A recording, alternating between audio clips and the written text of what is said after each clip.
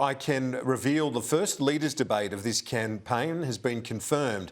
The Sky News-Courier Mail People's Forum will be held in Brisbane on Wednesday, April 20. 100 undecided voters will have the opportunity to ask questions directly to the Prime Minister and Opposition Leader. The Sky News-Courier Mail People's Forum, Wednesday, 7 p.m, live here on Sky News, and that is the first debate of Campaign 2022.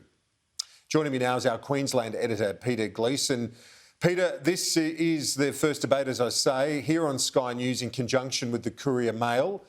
Queensland, always such an important state in electoral terms. The Liberal Party and the LNP come on from a high water mark, but this debate could not come at a more crucial time for the opposition leader, Anthony Albanese, after Easter, as he seeks to reset what's been a bit of a difficult campaign, to say the least, Peter. Indeed, Kieran. I remember in 2019, you and I sat together at that particular debate. That was the infamous title that Bill Shorten referred to the Prime Minister as a space invader. That particular debate, sort of 50-50, didn't really change the needle on that particular campaign. But of course, as you mentioned, Kieran, this is incredibly crucial next week for Anthony Albanese as he tries to reset after a horrendous first week. And I actually think it's an opportunity, Kieran. I mean, Albanese couldn't have had a worse week. So, we go into Easter where things will be reasonably quiet. We've got Clive Palmer's election launch on Saturday. But other than that, it's fairly quiet. And of course, this enables Albanese to try to reset his campaign. Now, he comes up against an incredibly formidable opponent, particularly in these formats. And we've seen Scott Morrison very adept at these debates. But I think it gives Albanese the opportunity to try to sort of reset with the public that he is the real deal and that he has got the right policies to take the nation forward.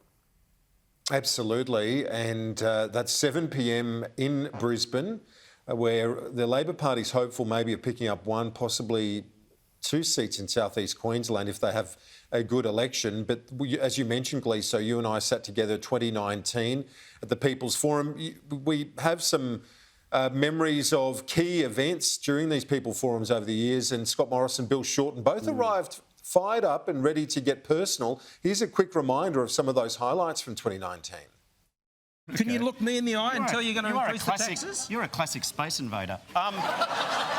Gentlemen, Spearsy, the Prime Minister has just spoken a load of rubbish. We plan to have a budget surplus each year. We'll have a budget surplus and we won't be increasing taxes to achieve it, particularly on retirees. I wouldn't trust your maths in a heartbeat. On the 1st of July of this year. Good there?